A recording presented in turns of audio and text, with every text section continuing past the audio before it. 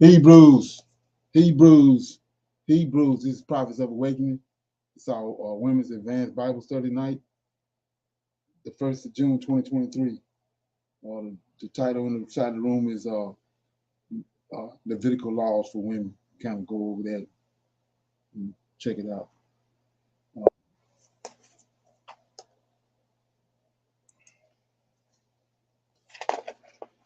I'm asking everybody to go to our YouTube channel, to Prophets of Awakening, and check out our videos. We have a lot of information within these videos, and they will connect dots for you and bring you into the truth of the Holy Scriptures.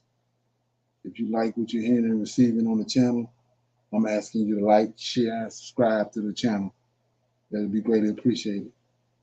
And for those that don't know, this is a non-Messianic channel. By that I mean Tanakh and Torah.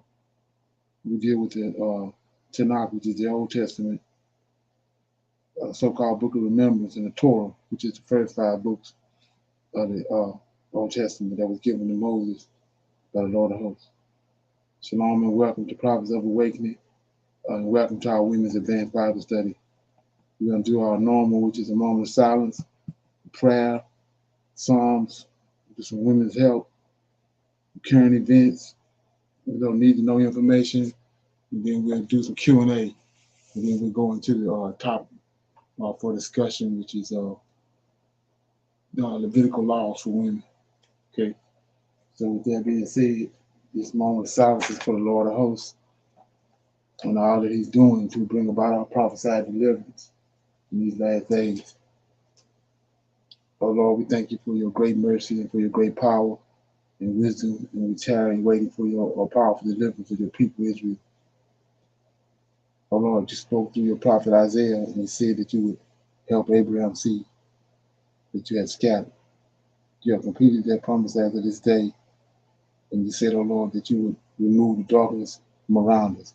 Tarry not, oh Lord, for the latter days are here, and we are waiting and watching for you. Okay? Peace be on you.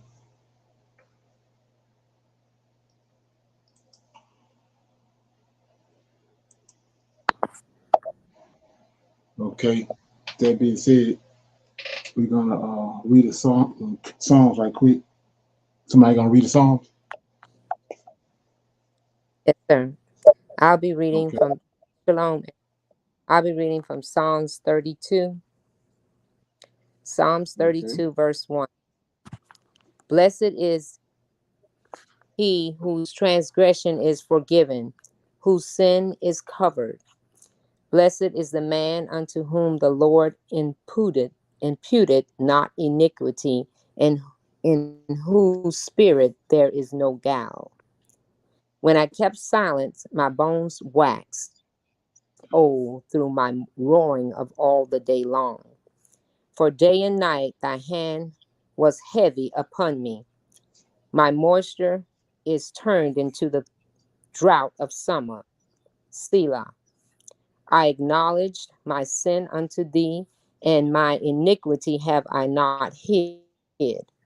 I said, I will confess my transgression unto the Lord, and thou forgavest the iniquity of my sin. Selah. For this shall every one that is godly pray unto thee in a time when thou mayest be found. Surely in the floods of great waters they shall not come nigh unto him. Thou art my hiding place. Thou shalt preserve me from trouble. Thou shalt compass me about with songs of deliverance. Selah. I will instruct thee and teach thee in the way which thou shalt go. I will guide thee with my eye. Be ye not as the horse or as the mule, which have no understanding, whose mouth must be held in the bit and bridle, lest thou come near unto thee. Many sorrows shall be to the wicked, but he that trusteth in the Lord, mercy shall compass him about. Be glad in the Lord and rejoice, ye righteous, and shout for joy, all ye that upright in heart. with that, I thought about, since David wrote this, his confession. It sounded like he was, it when it talks about him being waxed, his bone was waxed. He was, laden with contemplation about his sin, because he knew that the Lord of hosts knew what had happened. And he was, saying that if you have a heart, in my perception of this, and you are, true, and you truly ask for forgiveness, that the Lord of hosts will forgive you. So it kind of goes back to, when if we go back to Psalms 51, and it talks about how David is talking about teaching transgressors the way of the Lord of hosts and the way of Yah. He had said he would do this because he was forgiven for the murder of Bathsheba's husband, Uriah. And when he wanted to go join up with the Philistines in First Samuel there, um, First Samuel in 29, and he wanted to join, the Lord of hosts wouldn't let him fight with them. He did not let him get up to go fight with the Philistines to against Israel. So he knew a true confession. This is what it tells me, that he knew, he knew sin, he knew guilt, and he also knew forgiveness if you are saying this, from the heart. So I looked up the and when it the title says a song of David Masco, and I wanted to know what that meant. And it talked about Masco meaning songs of enlightenment, you know. And then it talks about, when we talked about Selah meaning like encouragement, a pause, and a meditation. It talks about that in the only mentions that like 3 times, because he's pouring out how he feels about, his wrong, his sin. So it's just, to me, it's just saying he is guilty. He sinned. He had sorrow about it. He confessed. He was forgiven. He was covered, and that sin didn't count against him, because the Lord of hosts loved him so much. So he forgave it. Thank you. Okay. Yeah, in this King James Study Bible, it has Mascal. It's got a one on the side of it, and then you go over to the one that says contemplation. Right. Okay. Okay, yeah. So anybody else have any comments on that? Yes, this is me, Cheryl. I said, what a joy it is to come to the Lord and know that, or the Most High, and know that you can be forgiven for your sin that you committed with the true heart of confession.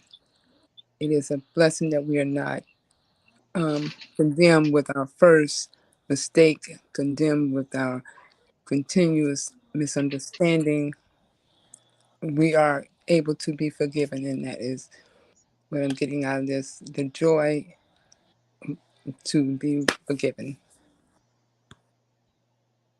Okay. Anybody else?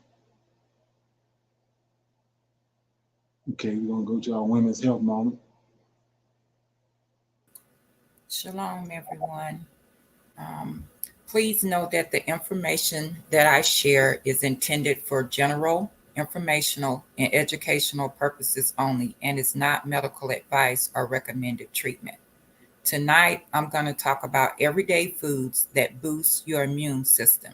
They'll help keep you healthy year round. Food fuels your immune system by helping it build new immune cells, protective antibodies, proteins, and enzymes that together keep illness causing invaders out. Providing your body with the right key nutrients through a balanced diet is one of the best ways to prevent colds and stomach bugs. Think of your immune system as your body's gatekeeper.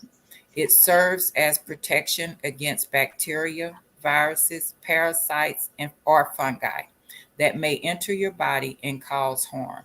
Your immune system is a vast network of organs, proteins, and cells like your skin, bone marrow, and blood that join forces to distinguish healthy cells from not so healthy ones. When a germ makes its way into your body, your immune system receives signals that something isn't quite right. From there, it responds by sending your body's frontline defense force of white blood cells or immune cells to attack and destroy anything that it interprets as risky or dangerous. You don't realize how hard your immune system is working until you come down with something that your body may have never dealt with before. So, what are the best foods to help fight viruses and protect yourself from illness? Garlic. This potent onion relative contains the active ingredient allicin, which fights infection and bacteria. We have turmeric. It's a compound that has anti inflammatory properties that can help support a healthy immune system. Black and green tea. Almonds. Almonds are high in vitamin E.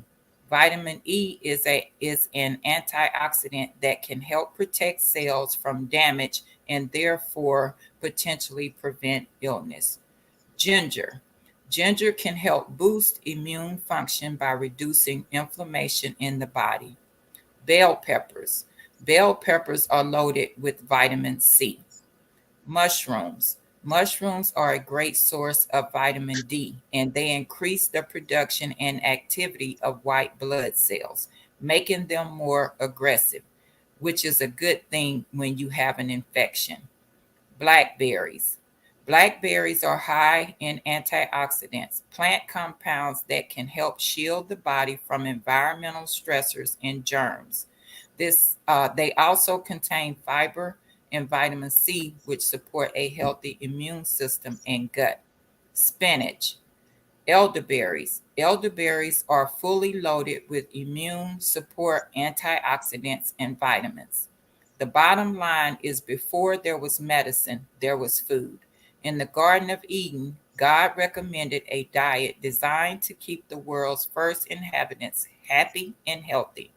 Remember, a wide variety of diverse foods, especially fruits and vegetables, can have a huge impact on your immune system resilience. I'm going to read Genesis chapter 1, verses 29 through 31, the giving of food. Verse 29, and God said, behold, I have given you every herb bearing seed which is upon the face of all the earth, and every tree in which is the fruit of a tree yielding seed. To you it shall be for meat, and to every beast of the earth, and to every fowl of the air, and to everything that creepeth upon the earth, wherein there is life. I have given every green herb for meat, and it was so. Verse 31.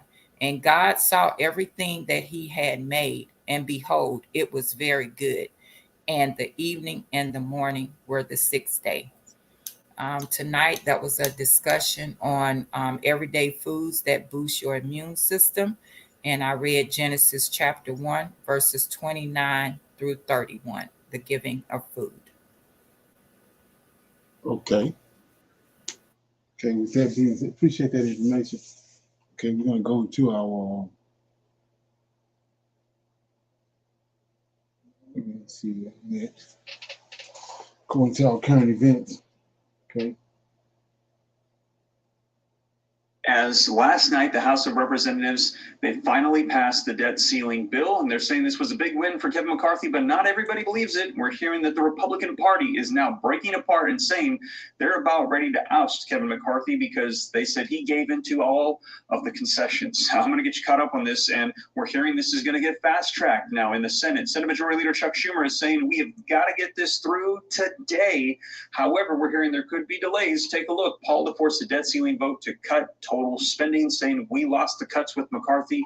We've got to put them back in. Now, also, we've got a limited time to get this done. We're hearing that they pretty much got to get done this week, and if not, it's going to be impacting everybody, not just our nation and our good standing, but the entire world, and Social Security payments we've heard, Medicare, Medicaid, veterans benefits, those on SSI, disability, everybody will be disrupted in payments, we're hearing, if they do not get this done. So there's a lot at stake. And speaking of Social Security, stick around to the end. If you missed my most recent videos, you're gonna want to see the latest, as there are new bills coming out proposing massive increases to Social Security. And those of you on SSI, you should have received your first payment for June today, but there's a second one coming, and I covered the calendar schedule in a most recent video, as double payments will be coming out for June. It's that July payment coming early. Stick around to the end for an update on that as well. But you guys, let's dive into the latest and get you caught up as to the breaking news that came out overnight, as they did pass this in the House of Representatives. And it's a fact. The new economy creates 7.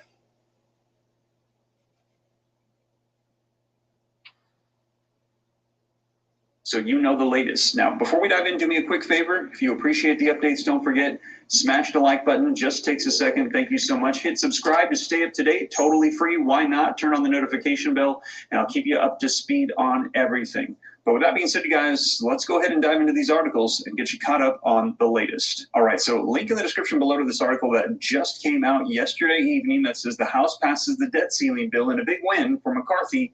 Here are some takeaways. Now, the House passage of the debt limit deal Wednesday night marks the end of a pivotal chapter of a new House GOP majority, putting Congress on the path to avoid a default and securing a huge victory for Speaker of the House Kevin McCarthy, even as it infuriates conservatives in his own conference. Now, the vote followed months of jockeying between McCarthy and President Biden over the appropriateness of negotiating future spending as a part of the effort to extend the government's borrowing authority, a fight that McCarthy won handily by forcing Biden reluctantly to the table. But the final agreement also excluded most of the spending cuts and other favored positions in the partisan debt ceiling package Republicans passed last month, highlighting the political realities and potential pitfalls of shepherding big ideas through a divided Washington. So in other words, all of the things that McCarthy had said that he would not increase the debt ceiling for, a lot of them in the end, he gave in.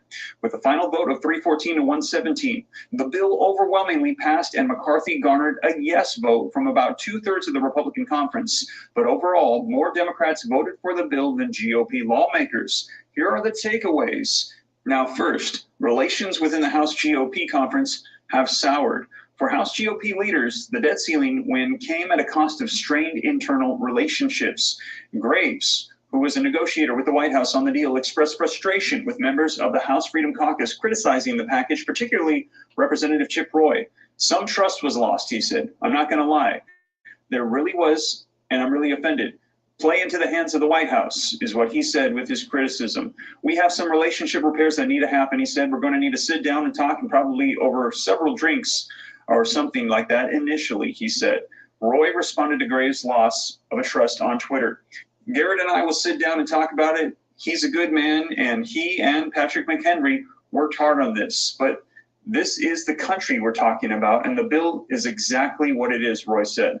Frustrated conservatives also went after party leaders for ignoring their concerns, characterizing the Republicans' all-hands briefings on the package as cosmetic exercises with said that would risk a default, plain and simple. So this is likely going to be taking place today. We're going to see what's happening in the Senate, but take a look as we have Senator Ron Paul, who said he's going to be forcing a tough debt ceiling vote to cut total spending. Let's take a look at the video footage so you can see it for yourself. One, because some senators are already voicing their opposition. Senator Rand Paul, Republican of Kentucky, says he will force a vote on an amendment that would cut federal spending by 5% in each of the next 2 years by reducing various programs. And then some people wonder what those should be. But Senator Paul is here with us right now to discuss his plan and how he feels about the current debt agreement. Thank you so much for coming back to Rising, Senator.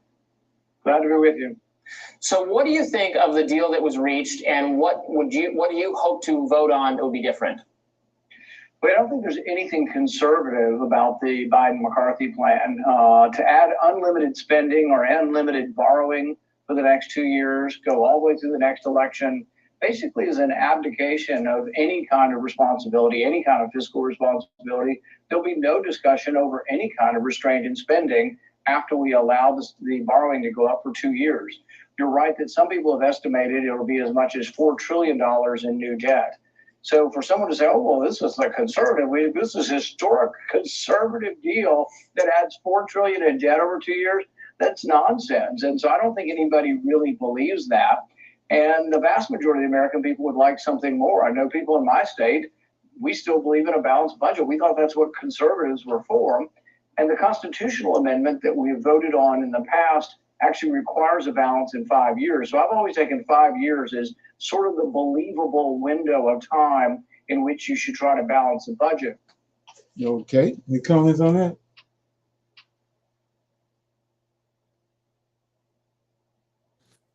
So, Shalom. So they talk about security. People that's going to get 2 payments in June, but they don't have the money, but they want to take it away from the veterans. What's going on with the crosses? That doesn't sound right. And then they get paid early in July.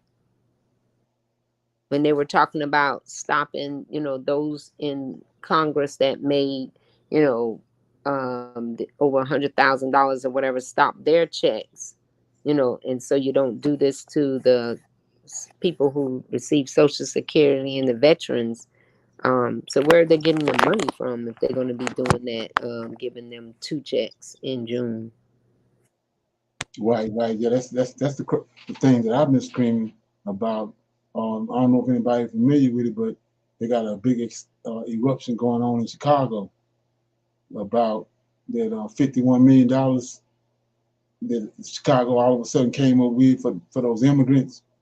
Right. And so the people, the Chicagoans, the black ones are saying they are outraged. So they're saying you kept saying that Chicago was underfunded and they had no money and all this, and now all of a sudden you come up with $51 million for these immigrants, and they got homeless and all that, people out that's not in housing and all this, but you got the money to help these immigrants. And it's just escalating more and more every day. I think it's gonna catch fire and go out across the country. That's what I think. Because the same thing happened in New York. Anybody else? Sounds like they're just playing with us. That's all. Right.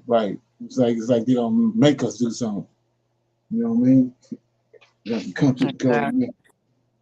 Exactly. Burn the streets, right.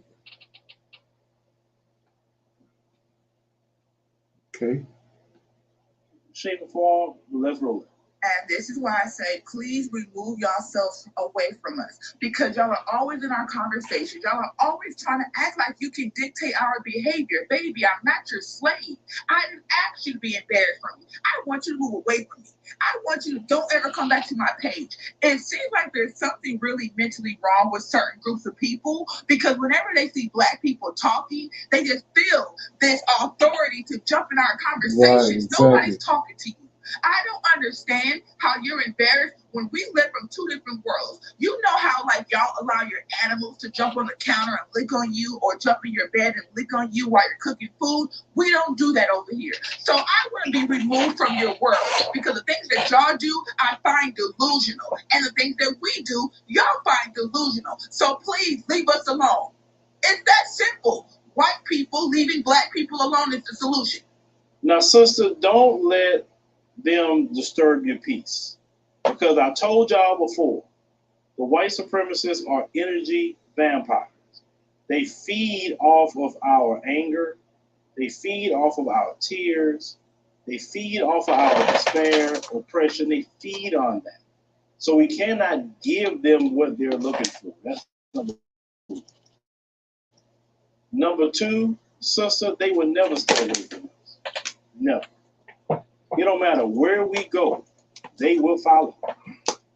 You can try to separate yourself in America, They will follow you wherever you separate yourself from. You can even go to the Caribbean. They're coming right there.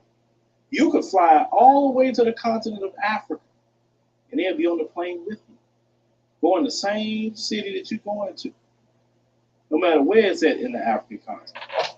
They will not stay away from black people.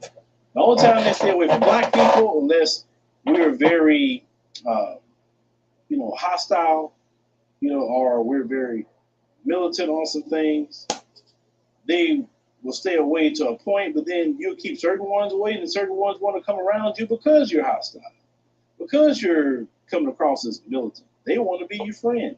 They want to say, hey, I'm not like the rest of them. And they may not be like the rest of the white supremacists. They may not be like them at all. They may be actually good people. But I've learned that over time that they cannot stay away from black people. They can't. It's just, and they have the ability to, but they can't stay away from it. Even when we're not around, they're talking about us. And this is why I say, please remove yourselves away from us, because y'all are always in our conversations. Y'all are always trying to act like you can dictate our behavior. Baby, I'm not your slave. I didn't ask you to be embarrassed from me. I want you to move away from me. I want you to don't ever come back to my page. It seems like there's something really mentally wrong with certain groups of people, because whenever they see black people talking, they just feel this authority to jump in our conversations. Nobody's talking to you.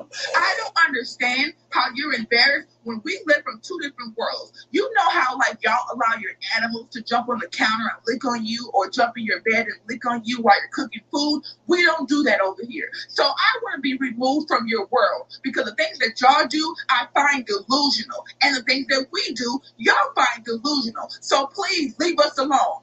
It's that simple. White people leaving black people alone is the solution. Right now in the rural cities where they're dusty at, they're talking about black people right now. And we're nowhere in the room. I know it's crazy and we don't understand that, but that's the way it is, brothers and sisters. But I understand the tiredness. I understand the microaggressions you get tired of. I understand the blatant discrimination, racism, the gaslighting. Oh, I understand it. That's why I told y'all, for my peace, I have to travel out of here for a time. I have to go to the continent of Africa and recharge. The African continent is my place to recharge and to give me a good mental health break from the white supremacists. Once I get my good mental health break away from the white supremacists and give me some of that good African food, that good African sun, and it's just breaking bread with the brothers and sisters, then I can come on back to Babylon and deal with them. Because now I'm mentally, recharged up and I'm ready to go. That's my personal secret to dealing with everything. You may not have to go to the continent of Africa like me. You can go to the Caribbean. You can go to places like Belize and Guyana and any other places black people are at. But you need to go to a country where the population is 80, 90% black. Okay. Anybody got any comments on that?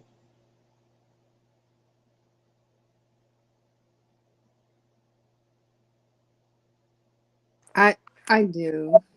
I want to Okay. say, I understand what she's trying to say or what she's saying. Again, we have to understand that all skin folks are not kin folks, because certain parts of places you go, they do not treat the same melanin skinned people the same. So it's not just running to where your skin color is. That's what I want to say about it. Okay. Anybody else? Okay, I got some need to know information right here.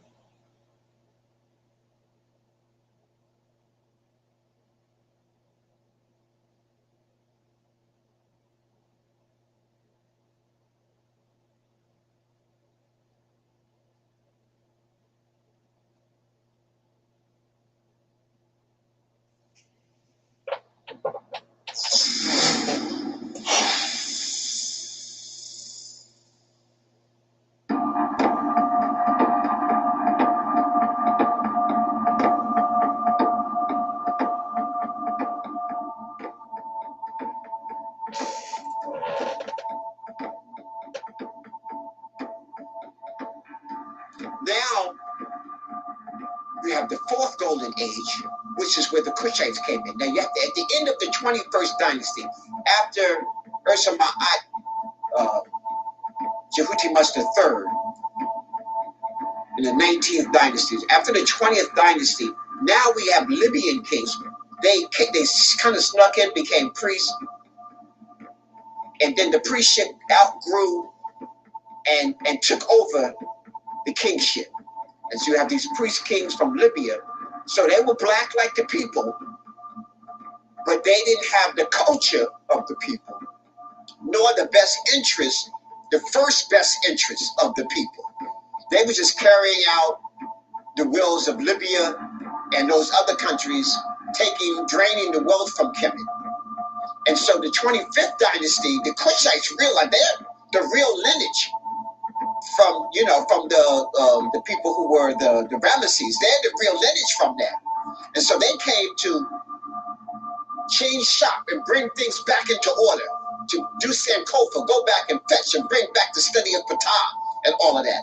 So so you have those people come in. So that's where the 25th dynasty come in. So I'm not going to go into great detail there because we know that was the last great, Dr. Clark said, that was our last great walk in the sun. And people don't realize it.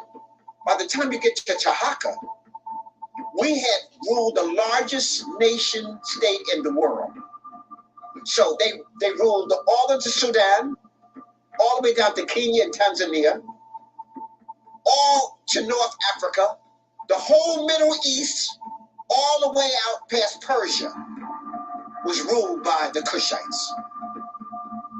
When they fell, after about 100 years of rule, the Syrians conquered them, and then the Persians conquered the Syrians. But I need to say this, the Syrians were black at the time. It wasn't the Arab-looking Syrians that you see. And when the Persians took over, the Persians were black. And so black men were still ruling in Kemet. It's just that they didn't have Kemet's best interests at heart.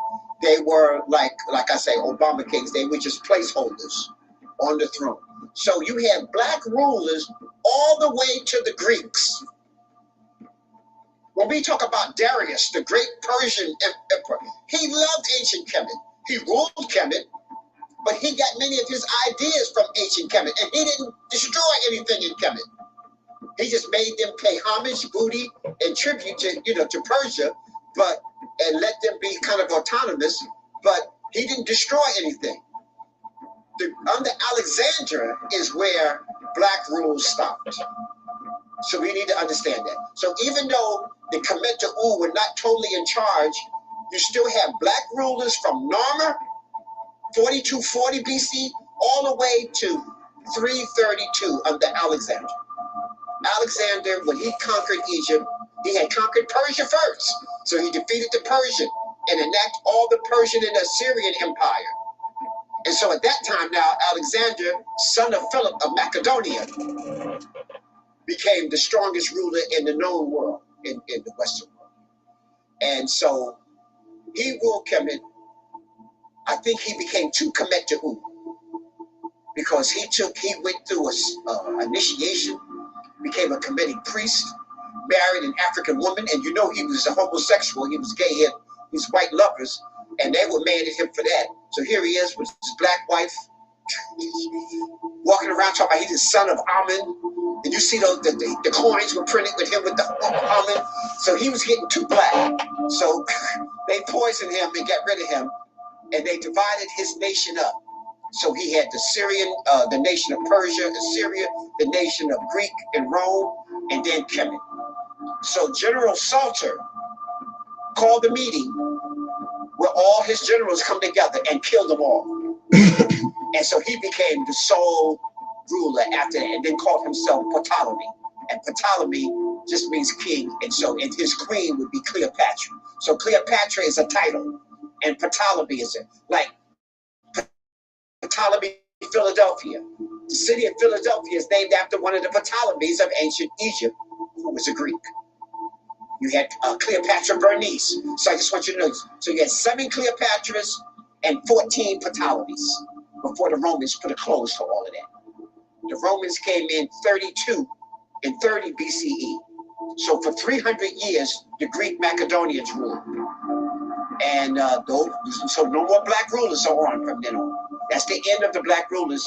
There won't be another black man that rules there until Sadat in Egypt. So you had the Greeks, then the Romans. But I need to say this, the Greeks sat at the feet of the Africans. They studied, they wanted to be like these Africans. Even during this time, you weren't a real scholar unless you was black. Socrates, Aristotle, Thales, the first Greek philosopher, 640 BC, studied for 20 years. In fact, they need to read the book Stolen Legacy. George G.M. James, he was killed because of the information he put in that book.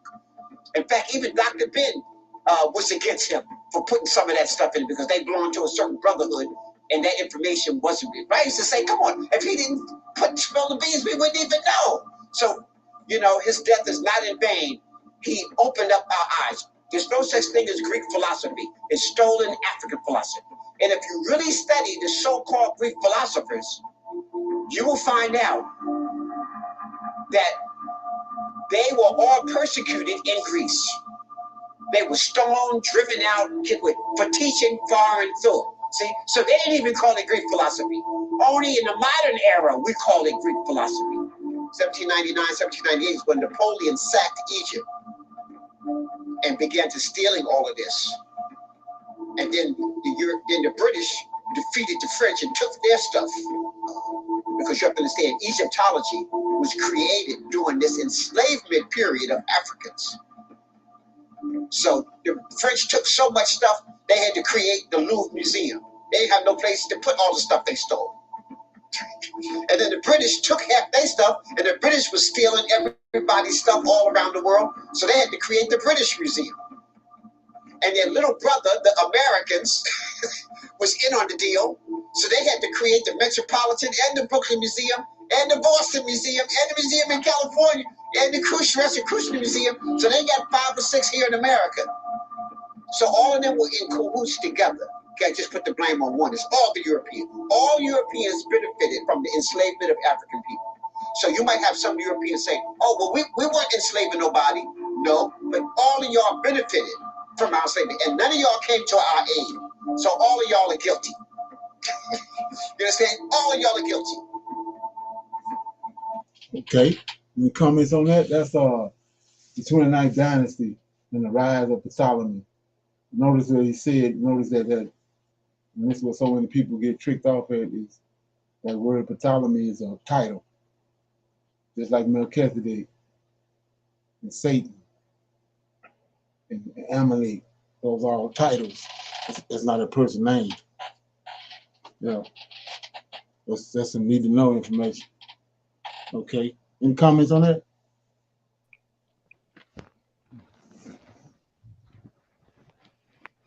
Yes, not all people who have the same skin. Yeah, you're in the matrix. Okay. One more. Okay.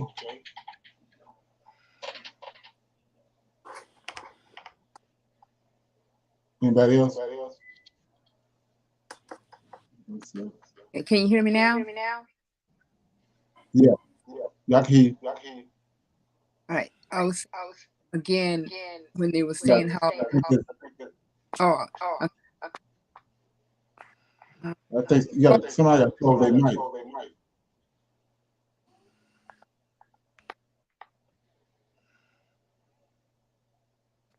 I guess it's me. So no, it's Murphy.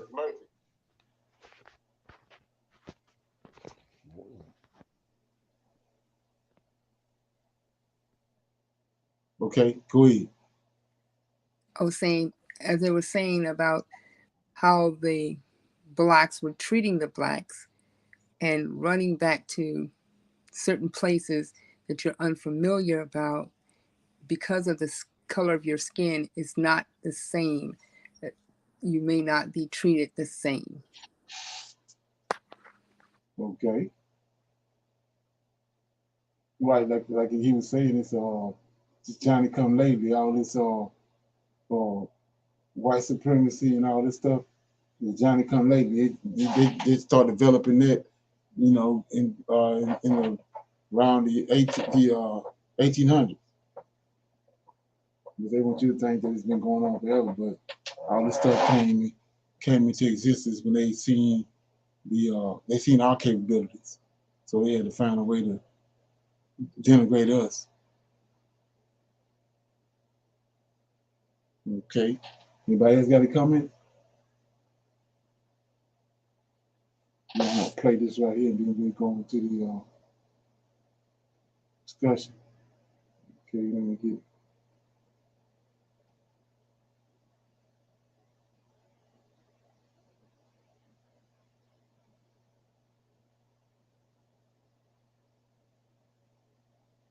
So a lot of people don't like homeowner associations. Most people don't.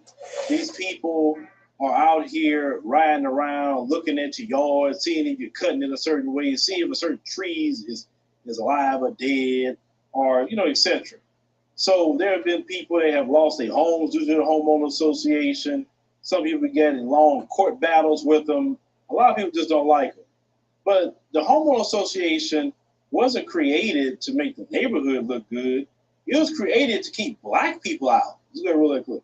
So increasingly, entire neighborhoods would come together and enter into private contracts saying that they would never, ever sell their houses to Black people. That way, all the neighbors who signed on to the contract then had the right to sue if any other neighbor turned around and sold their home to a Black person. And they would create the contracts to run with the land, as they say in the biz, meaning that it was binding to the property and to subsequent owners of the property, meaning these racially restrictive agreements were then taken on by subsequent buyers of the same property. This is also the reason why homeowners associations were created, to restrict Blacks from entire subdivisions. So there's a fun fact to bring up at your racist Great Aunts barbecue next week. And this practice was pervasive in virtually every major city and suburb in the United States for the first half of the 20th century. And these restrictive covenants were upheld again and again by courts across the country as perfectly constitutional because they were private agreements between private parties, not state action against a certain race. And despite the fact that it was acknowledged that government-sanctioned and enforced housing restrictions would be unconstitutional, the government continued to restrict access to housing for Black Americans, especially via the FHA. The Federal Housing Administration was created in 1934 in response to the Great Depression to allow the U.S. government to help fund the purchase of housing, thus creating desperately needed construction jobs and helping people who had been flattened by the Depression get back on their feet and purchase property. The way the FHA worked is by using government funds to ensure private bank mortgages that covered 80% of purchase prices and had terms of 20 years. Because the FHA is the one insuring the mortgage on the house, the FHA then insisted on doing its own appraisal of the property to make sure that the loan had a low risk of default. That's what insurers do. They see whether the risk is high or low, and they prefer to insure lower risk things because then they get to keep their money. And what was in the handbooks and manuals for all FHA insurance appraisal agents? A whites-only restriction. Basically, the FHA, as well as other mortgage insurers, had determined that Black homebuyers were too risky. So you know now that the homeowner association was created to keep Black Americans out. It was a particular contract that they had with each other, basically being on code with each other. Like, you don't sell your property to no Black people. See, this is what I told y'all before. The economic sabotage of the Black man and woman of America has been our story. These other groups that just coming across the border or could just landing in America, they don't have a documented history of people sabotaging them. Listen, if nobody sabotages you, yeah, in 5 years, you can get a nice home, you can get an education, you can get whatever and do very well for yourself. There's no one is actively sabotaging you. That's anybody. Black Americans haven't had a time where we're not sabotaged. Sabotage has been the law of the land for the Black man and woman of America. And that's why a lot of people don't want to fool the homeowner association on a good day. I know some people that say refuse to move anywhere they got them. They say, oh, no, I'm not moving around them people. I'm not going to deal with them. And you have every right to say that and not go somewhere where there's a homeowner association. But this is the history that a lot of them don't like told. They don't like history being told to say, wait a minute, that HOA was meant to harm Black people. Just like the police force. It was meant to control Black people. It wasn't meant to be doing what they're doing today, but some of the same function, right? Slave patrol, Slave Patrol morphed into the police. So every institution they create, a lot of it, I would say the majority of them, is meant to harm Black people. So increasingly, entire neighborhoods would come together and... Okay, so anybody got any comments on that? Okay. Okay, so yeah. So we see right here, like I was saying, I mean, that's Deuteronomy 28. And like I say, it's the beast system. They got you over in the New Testament waiting on the beast system to come, the Antichrist. That's the beast system right there. That's part of it. That's one of the tentacles. Okay? You know, the beast system is against the Israelites. All right. Okay, so the topic is in the room today is Levitical laws for women. We're gonna kind of go over some of that. I got a couple of videos. I think this lady did a pretty good job on bringing it out, so we're gonna play it and then discuss it.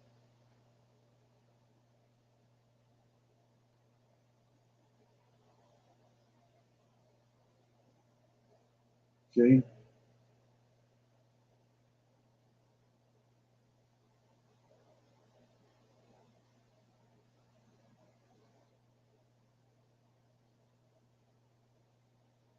And happy Feast of Unleavened Bread. I am so thankful that we are here to see another Shabbat. All praise be to the Most High, Yahweh, Hashem, Hamashiach, Yahweh Shai, for his glory, for his word, for allowing us to see another Sabbath. We are so thankful each and every time that we can sit and, commune with each other, have this time to bring out scriptures and give praises to the Most High, because he is deserving. So in all thy ways acknowledge him, and he shall direct that path. And I always want to say that this is the day that Yah has made, and we shall rejoice and be glad in it. So we are so thankful to be in the midst of the Feast of the Unleavened Bread. I hope all of you guys had a beautiful Passover. I said this online, but I'm going to say it again. You guys look gorgeous. There's so many pictures that I saw of different congregations and the dresses and, the outfits of the kids, and everything just looked so royal, so spectacular. So I'm so thankful to be part of this movement for the Most High, and just to be in the truth. I'm just so incredibly thankful. So I hope that everybody that is observing this week is having a good Feast of Unleavened Bread. You guys are using the recipes that I put out there, or the recipes that other ladies have put out there, because I've even looked at some other recipes, which gave me new ideas to kind of improvise on what I even said. So we're just so thankful to be able to observe again this high holy day that is one of the highest high holy days. We're going into a Sabbath, which is going to intertwine with this feast week. So I'm excited. Tomorrow we get to wake up. Tonight you can cook all through the evening to continue to feast. Tomorrow during Shabbat, go ahead and wake up and you can have your hot coffee, your hot food, to continue to feast for the Most High. Eat your unleavened bread. We want you to make it, even though it's Sabbath. It's a Sabbath during his feast week. So please go ahead and cook some hot unleavened bread for him. All praise to the Most High. You got to do it every single day. And we're going to get right into this video. So again, all praise be to the Most High, Yahweh, Hashem, Hamashiach, laws that are right, specifically talking to us, that we need to make sure that we follow as strictly as he says, that they are. So this video is going to be a little bit of full laws for women. But before we do that, go ahead and pull out your King James Version Bible with the Apocrypha, and we're going to bring out our foundational scriptures, which is Titus 2:3-5. So go ahead and pull that out in a pen and a pad, ladies, because this might be some new information for some of you. We are told to meditate on the laws, but a lot of times you might read it, then we get into the rest of the Bible, and certain things you might not remember, or might not know they're as serious as they are, and we have to really follow these things. So we're going to go over it today, do some reading today. Before we do that, again, let's go to Titus 2:3-5, and it reads as follows. The age women likewise, that they be in behavior as becometh holiness, not false accusers, not given to much wine, teachers of good things, that they may teach the young women to be sober, to love their husbands, to love their children, to be discreet, chaste, keepers at home, good, obedient to their own husbands, that the word of God be not blasphemed. So again, the title of this video is Levitical Laws for Women. So I want us to think for a second.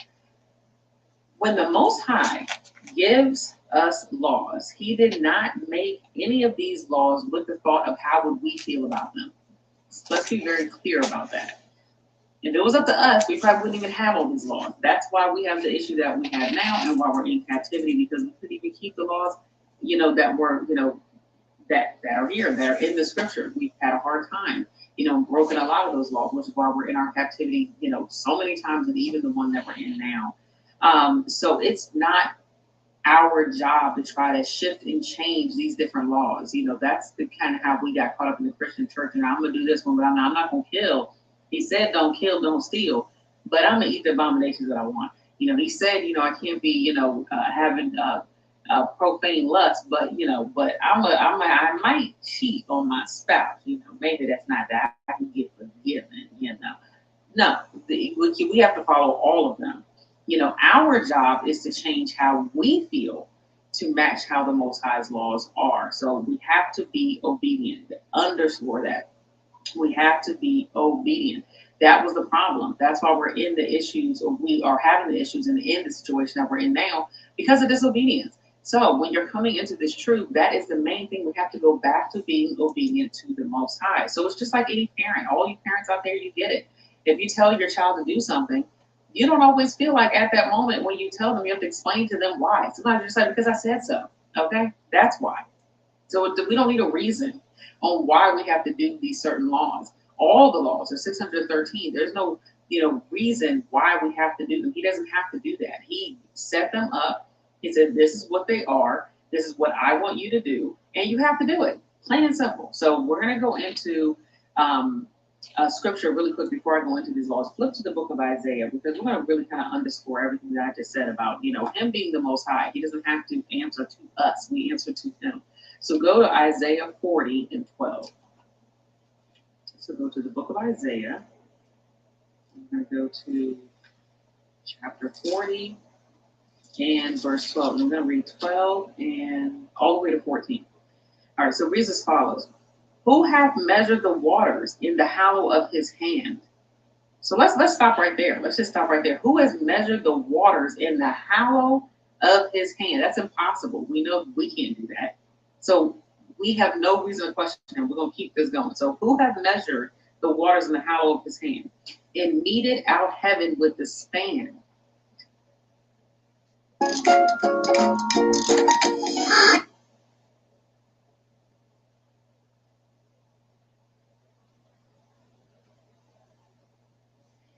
Come on. We don't know the size of heaven. You don't even know where the third heaven is. People can try to get, their spaceships and go up as far as they can, and they still not going to be able to find it. So we definitely can't. We don't know the length of it. So it says, and meted out heaven with the span, and comprehended the dust of the earth in a measure. So that's like saying we know how much dust is on this earth, how much, we know the exact percentage, we know exactly how much it weighs. No, that's impossible as well. So these things are truly impossible. So let's keep going. He's not even done. And weighted the mountains in scales. That's impossible as well. And the hills in a balance. So I'm going to go to 13. Who have directed the Spirit of the Most High, or being his counselor, have taught him? With whom took he counsel?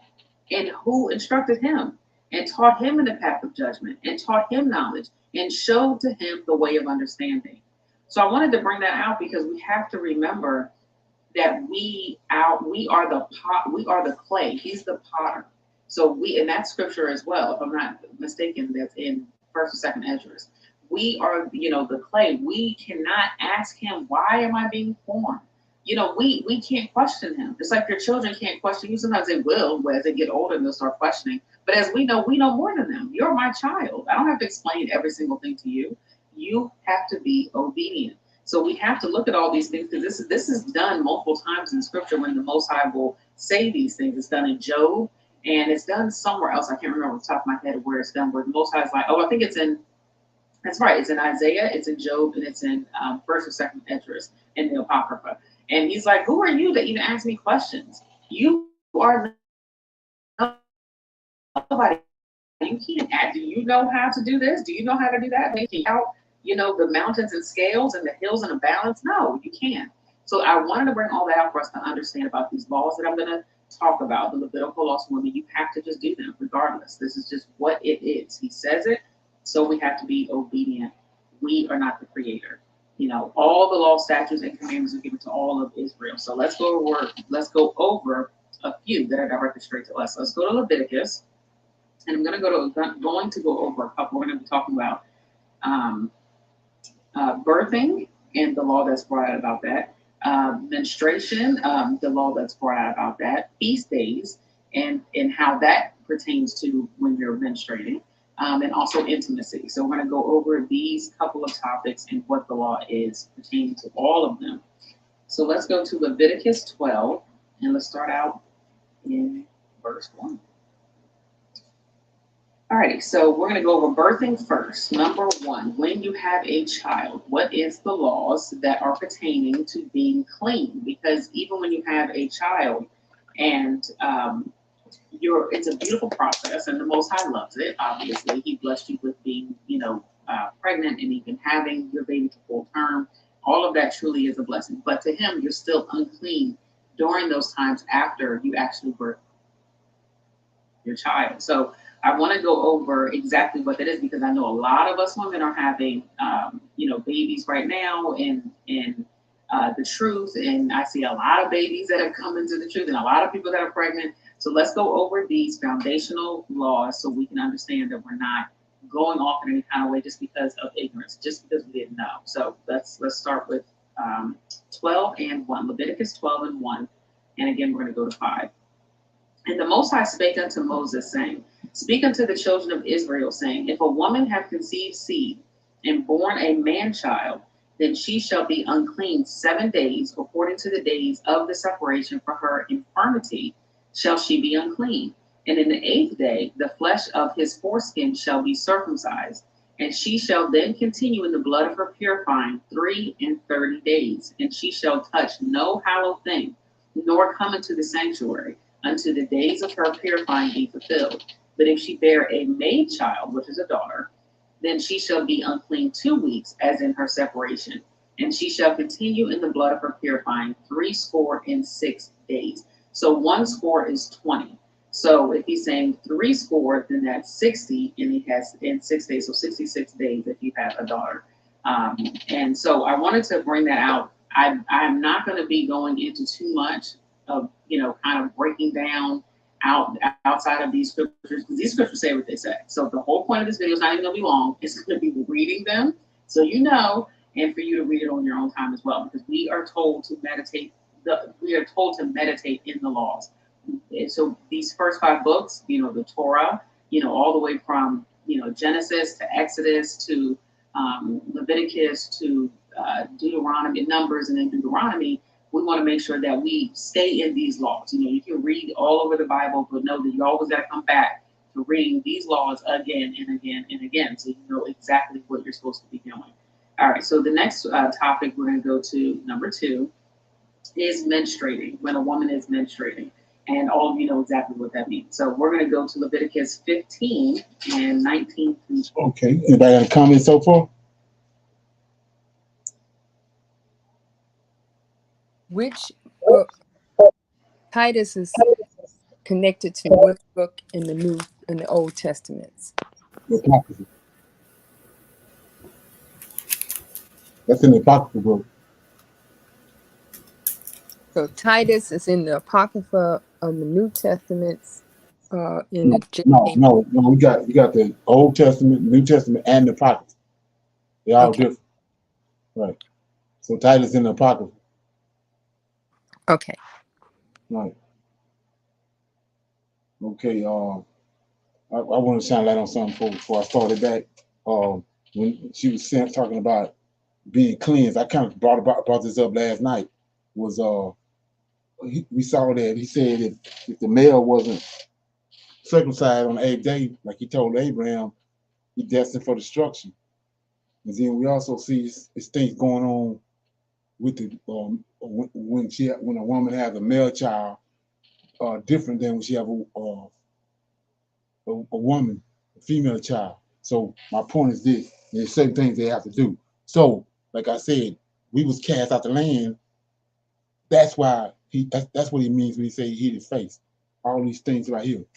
We're not doing them now. So we just waddling in mud. So this is what he's saying right here when he says this is what he's talking about in Ezekiel, right?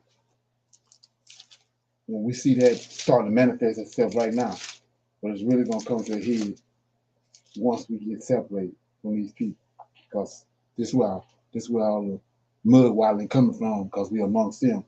But he says, first of all, I'm in Ezekiel 37 and verse 15 in the King James, and over verse 15 it has restoration, the restoration of the United Israel. So when we say restoration, is what we're dealing with now, Leviticus. We're not dealing with none of this stuff, but the restoration, all that's gonna come back. So that's why he says in starting at verse 21, Ezekiel 37:21, and say unto them, thus saith the Lord God, behold, I will take the children of Israel from among the heathen, whether they be gone, I will gather them on every side, bring them into their own land, and I will make them one nation in the land upon the mountains of Israel. One king shall be king over them all, and they shall no more be two nations, neither shall they be divided into two kingdoms anymore. Then 23 is where I was going. Neither shall they defile themselves any more with their idols, nor with their detestable things, nor with any of their transgressions, but I will save them out of all of the dwelling places when they have sinned. See, here we go. And I will cleanse them. So shall they be my people, I will be their name. So this cleansing is what's part of what she reads now, which is all in the book of Leviticus. Certain way to do things, circumcision and all this stuff in certain times of the month in the year, certain things you're supposed to be, men supposed to be doing, women supposed to be doing, we defile.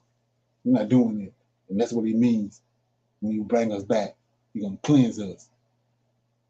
That's what he's talking about, these laws. Shalom. So Okay. they a woman has a baby and it's a male child, they circumcise them before the 7 days. No, it's on 8 days. Man responsible for that. Right, but today today's time when they have the children, they circumcise them in the hospital before 7 days, because the woman don't, unless they sick or high fever or the pregnancy went wrong, they don't stay in the hospital that long anymore. Well, right. That's Gentiles doing that. Mm-hmm. That's all part of the curses. He said we're gonna be, when he cast us out over here, part of the curses is that we're gonna go to them for everything and want in need of everything. That's childbirth, everything. That's what we is. So when so the female, if a woman is have a female, is 3 scores, which is the 60 days away to be clean. Why is that more for the female than for the male? Because the male has a seed. He's the head of the household and all that. It's like a rite of passage. You got to go back to what happened. He formed Adam, and then we don't know how long he communed with him. Then he put Adam to sleep and brought the woman out of him. She's a helpmate. She's not the same as him. Like us, like we know that the man don't have a menstrual. That's got something to do with it too. That's what Okay. he's talking about. Yeah. Yeah. Okay. Thank you. Right.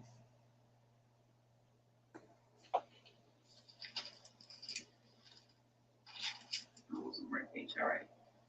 So Leviticus 15:19 through 28 reads as follows. If a woman have an issue, and her issue in her flesh be blood, she shall be apart 7 days, and whosoever toucheth her shall be unclean until the evening. And everything that she lieth upon in her separation shall be unclean.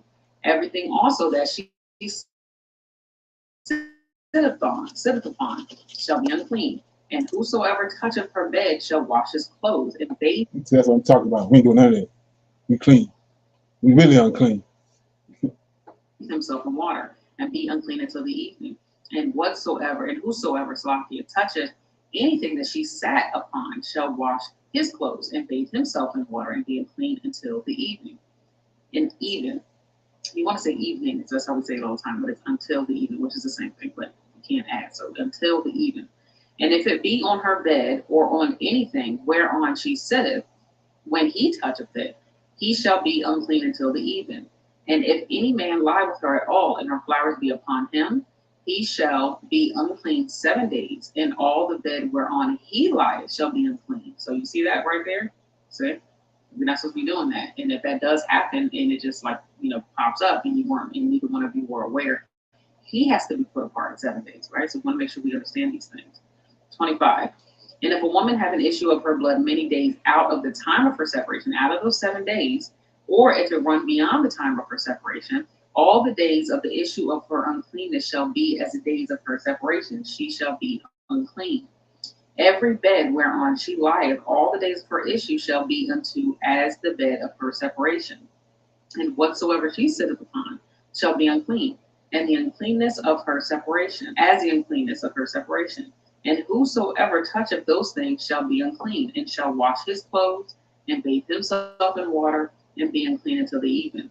And if she be cleansed of her issue, then she shall number to herself 7 days, and after that she shall be clean. So again, this means that you have to be put away for 7 days. So you can't sleep in your same bed when you're menstruating, right?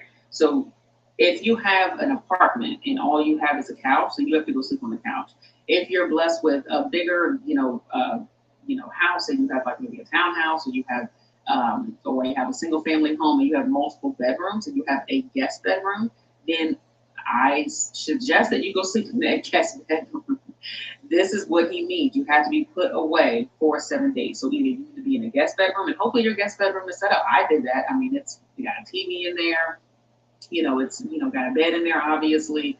And I'm chilling. I'm in there for 7 days, and we've been doing this for a long time. And I have to be, put apart, set apart, or put away, during that time. So, and plus the Most High, I was just talking to my king about this before I started.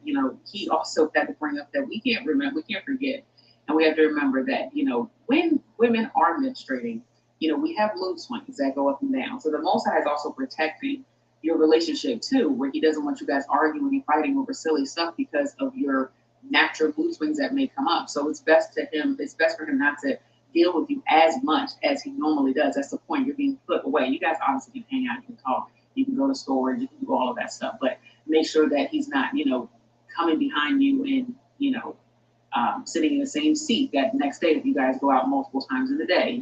Somebody's driving to let you sit in it. That's what he's saying. Whatever you sit up upon is unclean.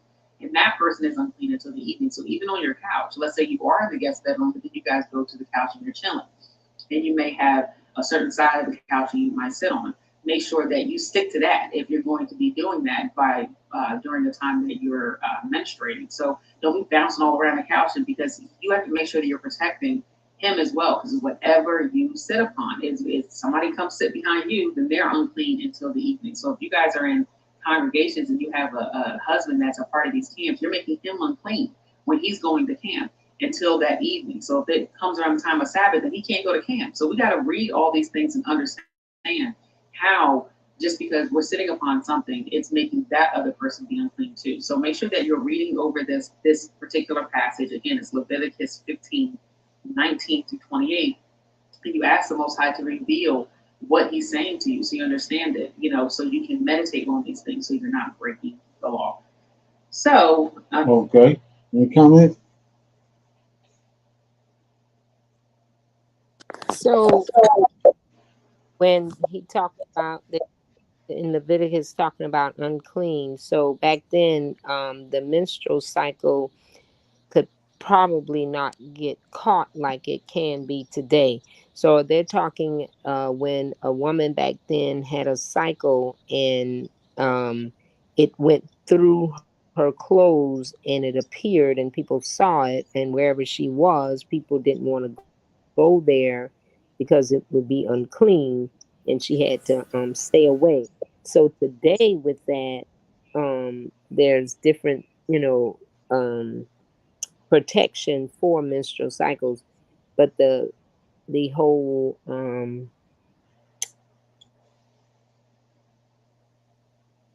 point of the matter is the blood is the part that is not clean. Is that what it's trying to convey? That is the thought of the blood coming away from the body, or something. Not that it's Yes. being seen because can't see it. Well, it's the what's going on. It's an unclean situation because that blood is being discharged. So in doing that Okay. process, she's unclean whether you Mm-hmm. see it or not. Okay. So when you dive all the way into that, this is what happened. This is Mm-hmm. what was going on with the reason. What she's gonna talk about in a minute is why Adam sinned, because after what the serpent had done, Adam wasn't supposed to be around her no more. That's how Adam sinned. You know, God.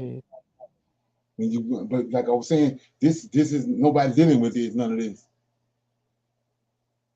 Okay. And this what this how we got hoodwinked when they brought us over here. That's how they defiled us. We was doing this, even though we was kicked out of the land of Israel. We was doing these things on the West Coast. This is when we got here. They hoodwinked us and flipped the whole script on us and got us, and we got away from this. Shalom, everyone. Okay. Um, Thank you. excuse me, Shalom. I want to speak a little bit on something. She started out in the New Testament, which is Titus, right? She's a really good person to listen to. She explains very well, but she loves the New Testament also, right? So you have to look at reality. This is me looking at it. Um, we're in a situation right now where a lot of the things she's talking about, a lot of women cannot do. You have women today that have a baby, and the doctor says 6 to 9 weeks, whatever, before you can have intercourse again. And within a year, they're having another baby, when he's not supposed to be having intercourse with her. So to me, she can get a little extreme with things also. She's saying that's the way she set up things or whatever, but you got to look at, does she eat in her room? She sleep in her room? Where does she bathe? All of that, when they riding in the car, does she sit in that same seat all the time? I mean, it's other things, and I understand she's trying to explain things of how it should be, but to me, she is a little bit extreme in the way that she is explaining things. In the old days, right? The women were separated from their husbands in another tent. They were not in the same household. They did not go in the temple. None of that.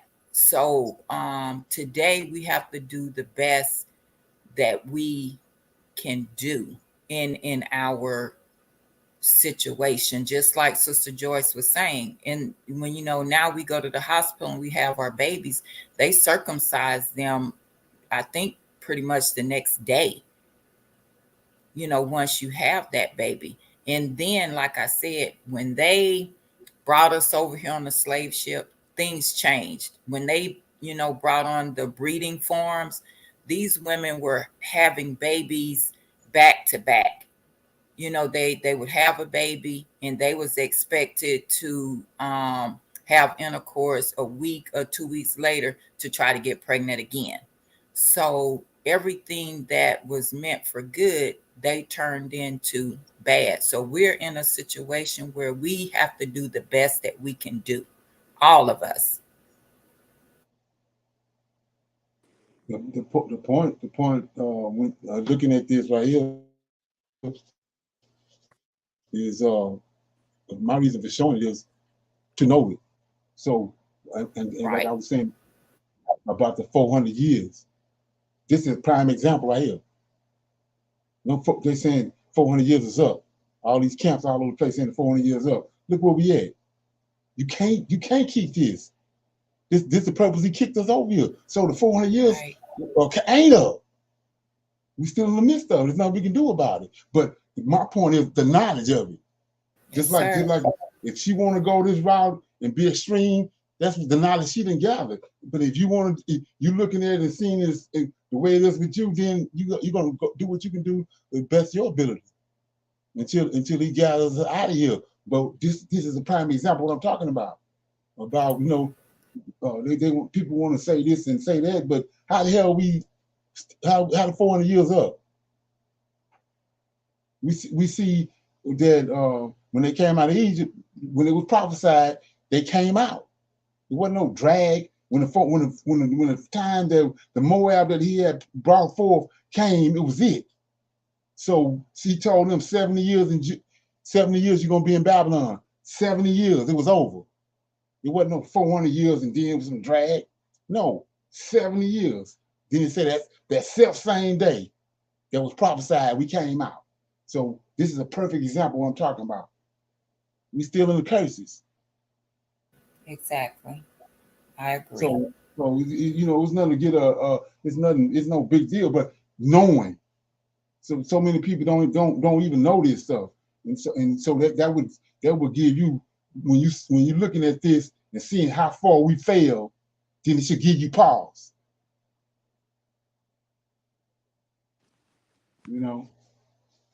Yeah. Anybody else? Yes, sir. So with the 400 years, is it not then like everything else in the Bible that goes to the New Testament? Have it been altered, tampered with, that our 400 years of our calendar years is not the same? And being that we are looking at the prophecy coming to fruition, is that the same time? I'm thinking like different calendars at one point showed either longer years or shorter years. They're saying some calendars we are so far ahead, or some are so far back, like say 12 years back, we are 12 years ahead. So there are calendars out there that does not give us, we are not on the same time zone as it. Right. So he said in the beginning, we're not doing nothing that he told us, that he said in the scriptures. And so he said the sun and the moon. He's been dealing with Israel from day one, even with Adam and Abraham and with the sun and the moon. We're not watching the sun and the moon and the irregularities that going on with it. We trying to gauge everything off of what they didn't gave us. So a prime example, I say that information for tomorrow. Mecca, they want this big thing going on about is Islam legitimate? Is the God of Islam is legitimate? And is the over there, land of Israel, the Edomites that's in the land of Israel, is that legitimate? Well, they just had Ramadan, the most holiest time doing they religion, and that cube, that black cube that's over there, where they gotta go and circle around that cube. That's the most holiest place it is.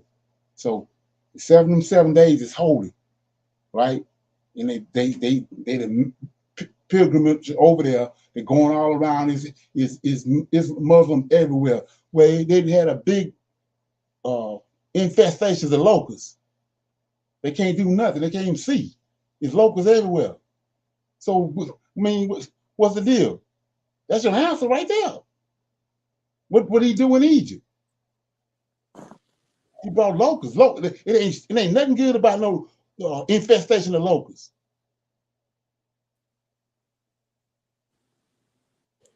You see what I'm saying? So let me give you a better example of that. They at Mount Sinai, the Israelites. He done brought the Israelites out of the land of Egypt, and they all at Mount Sinai, and he there. Mount Sinai is holy. He there, and the plague of locusts come. Something ain't right. So it's locusts. You can go on and Google it. Locusts in Mecca. Locusts everywhere. They couldn't even move. So whatever you thought you had, I saw it right there. Go ahead.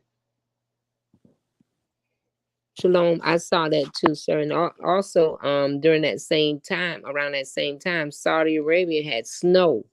Like they had almost 2 feet of snow.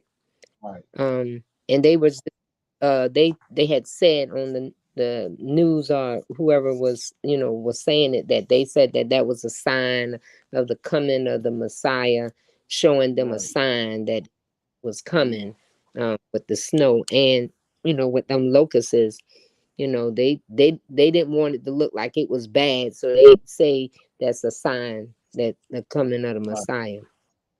Right. Ain't nothing good about that. And it's like I was saying, those are irregularities. So what's good about it? They had locusts in Israel. But like I said, he's supposed to be holy. He says that when he regathered the Israelites, is what they perpetrated. They came back in 1948. From that point on, we're supposed to be holy. Why is it locusts all over the place in Israel? That's a sign. Ain't nothing good about that. So whatever you said before that, that's the answer right there. Something ain't right. Why these locusts all over the place? Okay, that's the way you the truth. You gauge the truth. That's like a blood moon. Ain't nothing good about no blood moon. Come on. Let me play a little more of this. We have to remember we're unclean, pretty much. And I want to piggyback off of that and talk about feast days, because it made me think about it as we're dealing with the Feast of Unleavened Bread. And I was, looking at all the beautiful women and the congregations, and made me kind of think about this video and looking at the video and looking at pictures and stuff.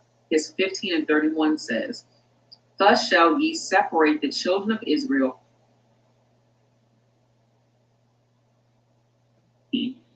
And we're going to look at 16 through 18, right before evening. And the woman also with whom man shall lie with seed of population, he shall wash all his flesh in water and be unclean over his intimacy. So we are staying in chapter 15, and we're going to look at 16 through 18, right before we got into the menstruating portion of it. So the first few verses prior to. So we're going to go to Leviticus 15, 16 through 18. And it reads as follows. "And if any man's seed of population go out from him, then he shall wash all his flesh in water semen, and be unclean until the evening. And every garment and every skin whereon is the seed of population shall be washed with water and be unclean until the evening. And the woman also with whom man shall lie with seed of population, they shall bathe both themselves in water and be unclean until the evening." So what that's saying is that you have to take a shower after you are intimate, both of you. And you're both unclean until the evening, even though you are taking a shower. So this also includes your sheets as well, same thing. So if you're being intimate in your bed, then you have to make sure that you're washing your sheets after. That's why it's saying, "And every garment and every skin whereon is the seed of population shall be washed with water and be unclean until the evening." So he is very specific about all of these things. So you have to make sure that you understand that out of everything he's saying, whether it's birthing, whether it's menstruating, whether it's, being in his temple, or joining in the congregation, or if it's being intimate, that he wants us to be clean all the time. If you look at Leviticus, specifically this whole book of Leviticus, that's when he breaks down dietary laws. That's when he breaks down, things that he just breaks it down. There's just so many things that are packed into this one book that it's so very important for us to go over these things for you to understand exactly what you can and cannot do. He wants you to be clean. He is holy, clean, and set apart. He does not want his people to be acting like any of these other heathens. That's why he gave these laws to us, and he said, when you're going into these other lands, don't follow them. Make sure that you're following my laws, statutes, and commandments. Again, like I said in the beginning of the video, it's not about the Most High saying, what do you want to do? How do you think about this? No, this is exactly how I need you to be, because this is, you're representing me, you are my children, and these are the things that you are required to do and commanded to do, to follow all these things and to be obedient. Right. So we see the story with Judah and those three boys he had by the Canaanite woman. That the boy's supposed to be, his brother got the Lord of Hosts is killing these boys. So we in the curses right now, but we getting past it because of the stuff we doing now. He was killing them back then for it. So the guy pulled out and he spewed his semen on the ground, and the Most High killed him. So we see that's happening all over the place now. So we in a whole lot better place than we think we are. But my thing was, like I was saying, one of the things she mentioned was reading Leviticus. So that's one of the things you ought to, somebody that's trying to get a better understanding and get well-rounded with the goings on and connecting dots with different stories, Leviticus and Psalms. You should stay in Leviticus and Psalms as much as you can. If you don't have no questions after reading Leviticus and Psalms, you ain't gonna have no questions. Okay. Shalom. It's one thing. Was the woman with the issue of blood, was she cursed that she had the issue of blood for so many years? That's in the New Testament. Okay, because I thought it might linked it. Titus Right, is in. Listen, like I was saying, all those things right there is coming from what I was saying with the Canaanites, those people that came from the giants. Most High, the Israelites wasn't no, they wouldn't have those kind of issues. Like I said, they wouldn't have been, like I say, misfit kids and none of that. All this started happening after we started intermingling, and then after we was brought over here, we weren't having those kind of issues. So that's something that that wasn't going on. Only thing we seen happening with us in the Old Testament was he would close a woman's wound up. She didn't have no defective parts. It's just that he was controlling who have a kid and what kid and what that kid gonna do when they come and when he gonna bring him. That's all the issues we had. But as far as all the stuff that, like I said, we seeing now is that's from disobedience going outside our nation. Right. Okay. Anybody else got anything? Any more comments? Yeah, I wanted to read this before I close out too. I was looking at it the other day. It's a lot of people are always going to the virtuous woman, and let me see what that said. Proverbs 31.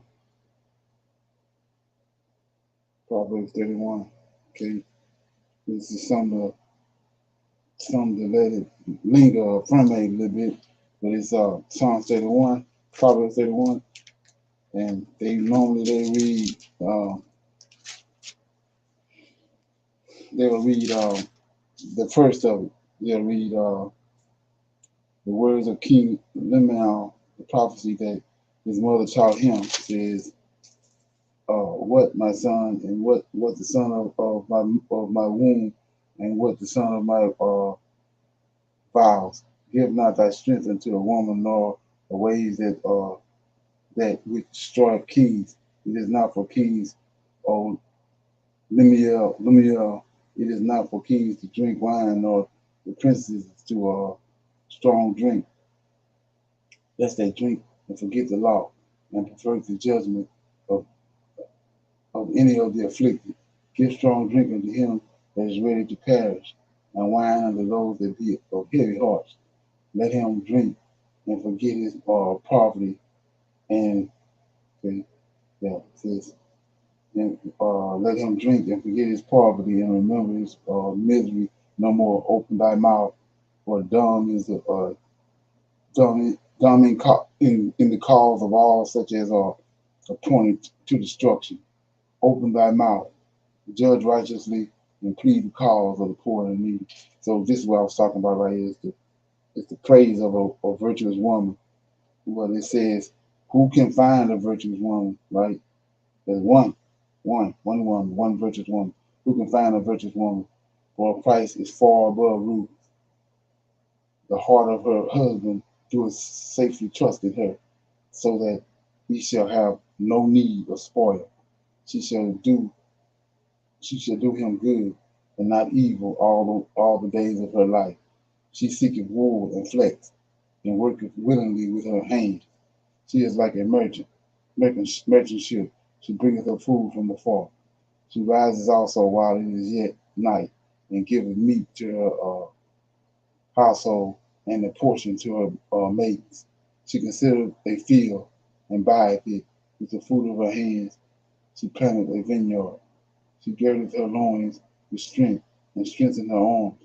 She perceived that her merchandise is good, and her candle goeth not out by night. She layeth her hands to the spindle, and her hand hold the staff. She stretcheth out her hand to the poor. Yea, she stretcheth forth her hand to the needy. She is not afraid of the snow for her household, for all her household are clothed with scarlet. She maketh herself coverings of tapestry. Her clothing is silk and purple. Her husband is known in gates, when he sitteth among the elders of the land. She maketh fine linen, and selleth it, and delivereth girdles unto the merchants. Strength and honor are her clothes, and she shall rejoice in time to come. So here's the point I was making, 26 through 29. It says, through 31, it says, she openeth her mouth with wisdom, and in her tongue is the law of kindness. She looketh well to the ways of her household, and eateth not the bread of idleness. Her children arise up and call her blessed. Her husband also, and he praises her. And here you go right here. Many daughters. So we started out a virtuous woman. Verse 10, who can find a virtuous woman? One woman. 29 says, many daughters have done virtuously, but thou excellence them all. Favor is deceitful, and beauty is vain, but a woman that feareth the Lord, she shall be praised. Give her for fruit of her hands, and let her own works praise her in the gates. So he says, it's many daughters of have done virtuously, right? But thou, this virtuous woman, is excellent above all. Okay. Any comments on that? So it's just like what he did with Adam. It says, a man whom he formed, he put him in the garden. So some more men, but the man whom he formed, he separated him, put him in the garden. So reading those last couple of verses, it's a lot of women that's doing virtuous things, but a virtuous woman is set apart from all them. Okay. Any comments? Yeah, I have a comment. talking about a virtuous woman towards her husband, they don't talk about him in here. They just talk about things that women do. What Right. does that have to do with her husband? Help me. But they don't talk about him. That's all. He's the one that should be talked about, right? No, I would say from my perception of that is the standard is being set. You know what I'm saying? It's like a foundation being laid because it's Solomon. Solomon is the one talking.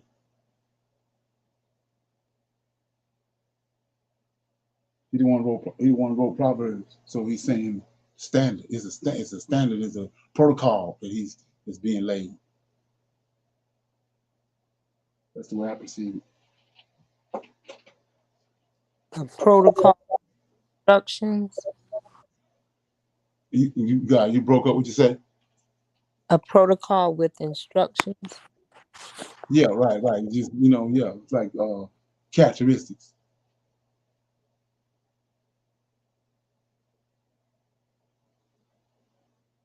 Mm-hmm. Anybody else?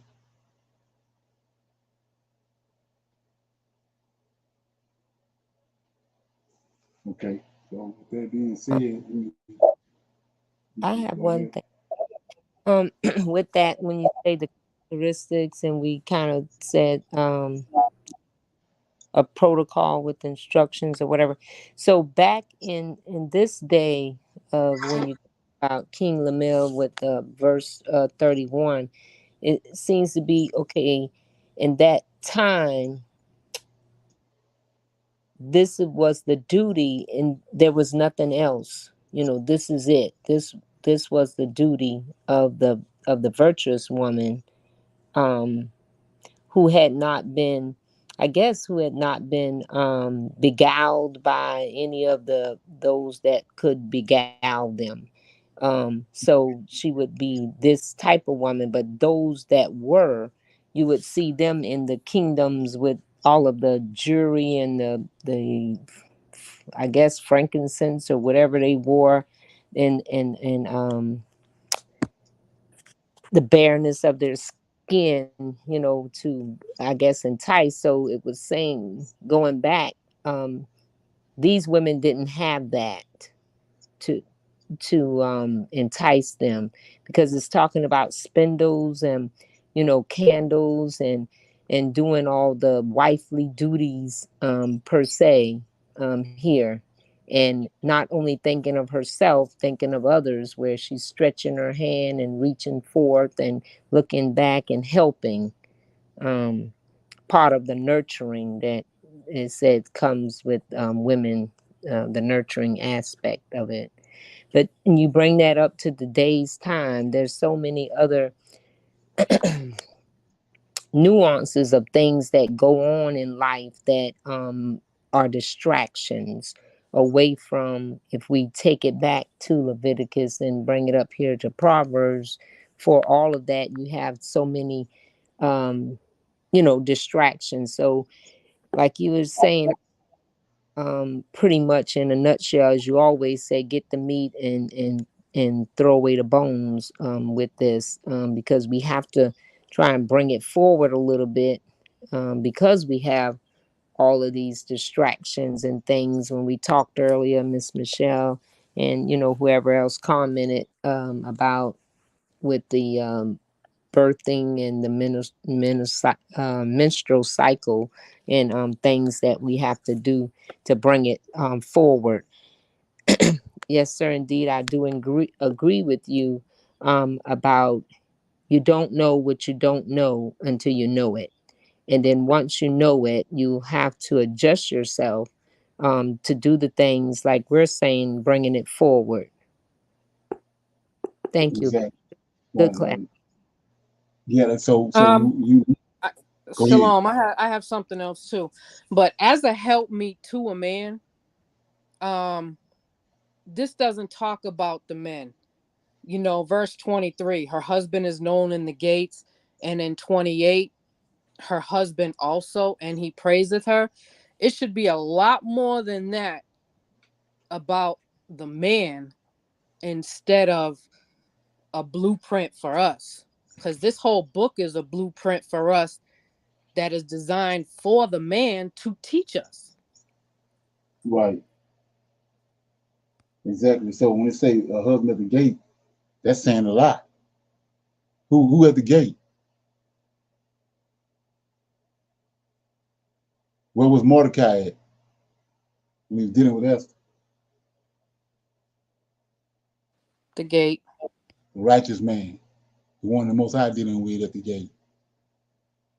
When Zedekiah, he told Zedekiah, Jeremiah told Barak, go to the gate and speak to the principal men. And that's what the Lord of hosts said. I love the gate. I love the gates of Israel. So it's a lot in that.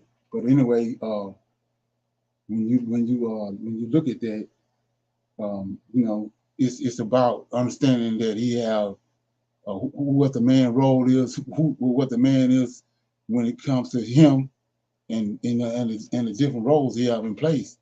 The reason why when you're looking at how he's mentioned here and there, but the emphasis is on the conducts of the women. So I was getting ready to make a point on just both male and female. When, if you notice, when we see it every day now, like I was saying, it's better to know than not to know. So we see that when they was in Egypt, they crying out. He said, I heard you cry. I heard the whips of the taskmaster. So they was in a place like now. We've been devastated. You know, we got mental issues and all that. You know, low self-esteem because of all the things that's happening to us.